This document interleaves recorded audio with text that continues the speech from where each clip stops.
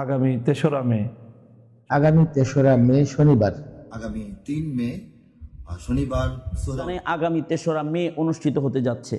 ৩রা মে সকাল ৯টায়।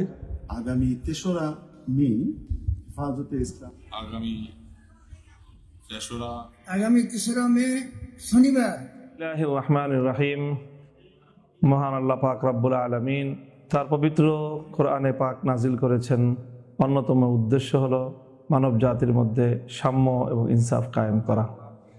অত্যন্ত দুঃখ এবং পরিতাপের বিষয় হলো সাম্প্রতিক বাংলাদেশে নারী বিষয়ক সংস্কার কমিশন যেটা গঠিত হয়েছে নারীদের জন্য একটি সুন্দর প্রস্তাবনা জাতীয় ঐক্যমত্য কমিশনে উপস্থাপন করার জন্য, কিন্তু দুর্ভাগ্যজনকভাবে এই কমিশন তার এমন একটি প্রস্তাবনা উপস্থাপন করেছে যেখানে ইসলামের পারিবারিক আইন এবং উত্তরাধিকার আইনকে নারীদের মধ্যে বৈষম্য সৃষ্টির কারণ হিসেবে আখ্যায়িত করা হয়েছে।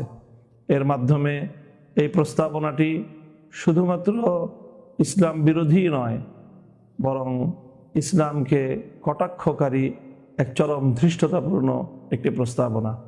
এজন্য হেফাজতে ইসলাম বাংলাদেশ স্পষ্ট দাবি তুলেছে এই প্রস্তাবনা বাতিল করতে হবে। শুধু প্রস্তাবনাই নয়, বরং এহেন ধৃষ্টতাপূর্ণ কটাক্ষপূর্ণ প্রস্তাবনা যারা বাংলাদেশের মতো একটি ধর্মপ্রাণ মুসলমানদের দেশে করতে পারে, সেই কুখ্যাত কুলাঙ্গার নারী কমিশনকে বাতিল করতে হবে।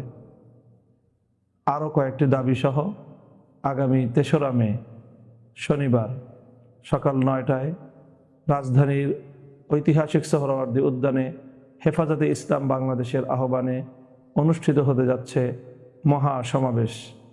সেই মহাসমাবেশে আমরা থাকছি।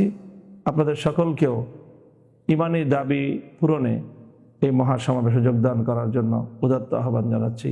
আসসালামু আলাইকুম ওয়া রাহমাতুল্লাহ।